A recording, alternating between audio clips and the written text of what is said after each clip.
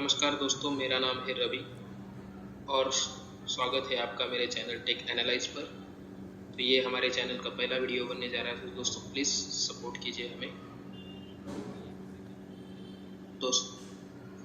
दोस्तों अगर आप हमारे चैनल पर पहली बार आए तो हमारे चैनल को सब्सक्राइब कीजिए। और चलिए चलते हैं आज की वीडियो की तरफ। तो आज की वीडियो का टॉपिक है हमारा SQL। सो बेसिकली आने वाले कुछ दिनों में हम SQL का पूरा ट्यूटोरियल सीखने वाले हैं। So SQL is a standard language for accessing and manipulating database.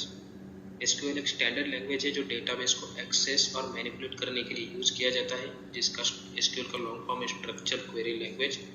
और SQL आपको एक्सेस करने देता है, मैनिपुलेट करने देता है जो आपने डेटाबेस बनाया हुआ होता है।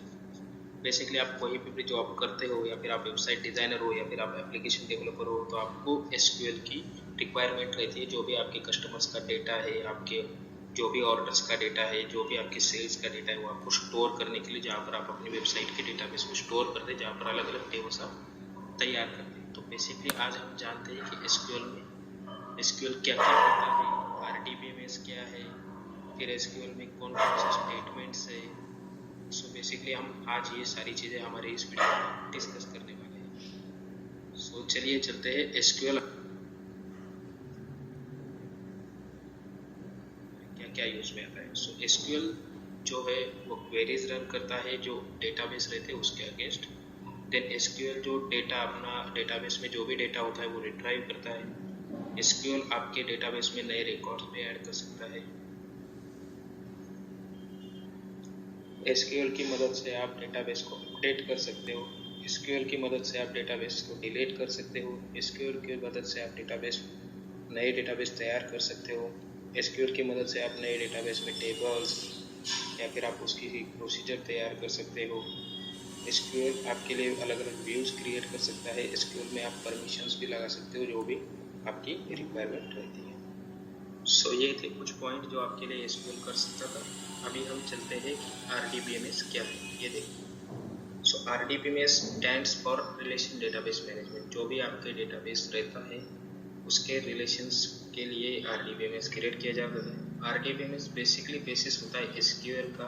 जो भी नए नए और मॉडर्न डेटाबेसेस है जैसे कि MySQL, MS SQL server, IBM DB database, Oracle, Microsoft Access, जो भी डेटाबेस रहते हैं उसके लिए ये उसका बेसिस है। और जो भी डेटाबेस RDBMS स्टोर करता है वो ऑब्जेक्ट्स, वो मतलब टेबल्स में स्टोर करता है, जो आप टेबल्स अलग अलग क्रिएट करते हो अपने डेटाबेस में। So table is a collection related data entries and it consists of columns and rows। मतलब टेबल जो रहता है वो बेसिकली आपकी जो एक्सेल शीट रहती है जहाँ पर आप टेबल्स या फिर अलग अलग कॉलम्स रहते हैं, वैसे ही वहाँ पर SQL में भी टेबल्स रहता है जहाँ पर आपका जो डेटा है वो स्टोर होता है। सो बेसिकली ये थी जानकारी RDBMS के लिए। और आने वाले कुछ दिनों में हम RDBMS के लिए और भी डिस्कस करेंगे जो हमारे अगली वीडियोस का पार्ट होगा। अभी ये शॉर्ट वीडियो बना रहा हूँ मैं, तो टाइम बहुत कम है, इसलिए मैं आपको थोड़ी थोड़ी जानकारी दे रहा हूँ। और आगे आगे जैसे ज़रूरत पड़ेगी मैं ऐसे आपका आने वाले वीडियोज़ में आपको वो सारी RDBMS की जानकारी दे दूँगा। तो चलते हैं हमारे नेक्स्ट, जिसका नाम है डेटाबेस टेबल्स। सो डेटाबेस जो भी होता है आपका, उसमें आप अलग अलग टेबल्स तैयार करते हो और वो टेबल्स को आप नेम देते हो, कस्टमर्स, ऑर्डर्स, लीड, सेल्स, जो भी आपको रिक्वायरमेंट रहती है, यूज़र डेटा, जो भी। तो वो टेबल्स रहते हैं बेसिकली, उसमें जो भी जानकारी रहती है वो स्टोर की जाती है। जो भी आपको रिकॉर्ड्स आपको स्टोर करने, जो भी आप परमिशंस लगाते हो, वो सारी उन्हीं टेबल्स में डेटा रिकॉर्ड होता है। सो वो बेसिकली आपके RDBMS में वो एक डेटाबेस रहता है, उसमें टेबल्स ये क्रिएट करता है। सो ये था कुछ डेटाबेस टेबल्स के बारे में जानकारी।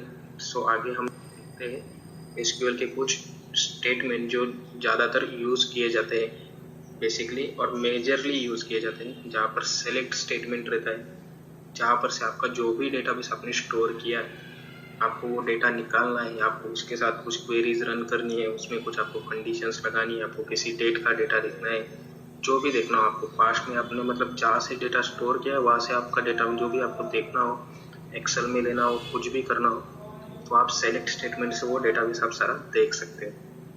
वही अगली बात है, अगला स्टेटमेंट जो है वो अपडेट। तो आपको जो भी डेटाबेस में डेटा है वो अपडेट करना हो, कुछ भी करना हो, तो आप अपडेट स्टेटमेंट से कर सकते हो। वैसे आपको डेटाबेस में से कोई डेटा डिलीट करना हो जो भी डेटाबेस आपको डिलीट करना है वो डिलीट कर सकते हो। इंसर्ट इनटू यानी कि आप डेटाबेस में कुछ डेटा भी इंसर्ट कर सकते हो। देन आप क्रिएट डेटाबेस की स्टेटमेंट से आप क्रिएट डेटाबेस भी कर सकते हो। देन अल्टर डेटाबेस यानी कि डेटाबेस को मॉडिफाई भी कर सकते हो। देन क्रिएट टेबल यानी कि आप जो भी डेटाबेस है उसमें नया टेबल क्रिएट कर सकते हो। देन अगेन अल्टर टेबल यानी कि डेटाबेस टेबल को मॉडिफाई कर सकते हो। देन ड्रॉप टेबल यानी कि टेबल्स को डिलीट कर सकते हो। देन क्रिएट इंडेक्स यानी कि जो भी आपका इंडेक्स या सर्च की होता है उसको आप क्रिएट कर सकते हो। एंड ड्रॉप इंडेक्स यानी कि आप जो भी इंडेक्स है उसको डिलीट कर सकते हो। सो मेजरली यही आज का एक वीडियो था जहाँ पर हमने एसक्यूएल का जो भी इंट्रोडक्शन है वो बेसिकली देखा है। तो आने वाले हम नेक्स्ट वीडियोज में हम बात करेंगे एसक्यूएल की जो सेलेक्ट स्टेटमेंट है उसको कैसे यूज़ किया जाता है। देन डिस्टिंक्ट यानी कि डिस्टिंक्ट स्टेटमेंट क्या होता है। देन वेयर यानी कि आप एसक्यूएल की जो भी डेटा आपको एक्सट्रैक्ट करना है, जो भी डेटा आपको देखना है वो आप कैसे देख सकते हो। देन एसक्यूएल में एंड और नॉट ये जो भी आपको कंडीशंस लगानी, जो भी आपको डेटा चाहिए किस तरीके का चाहिए आपको, जैसे आप एसक्यूएल में एंड और यूज़ करते हो उसी तरीके से आप एसक्यूएल में भी कंडीशंस लगा सकते हो और एसक्यूएल में आप डेटा भी ऑर्डर बाय कर सकते हैं। सो बेसिकली ये वीडियो था दोस्तों। सो यदि आप हमारे चैनल पर पहली बार आए तो चैनल को प्लीज़ सब्सक्राइब कीजिए और हमें सपोर्ट कीजिए। अगला वीडियो बहुत ही जल्द हम आपके लिए लेके आएंगे। Thank you very much.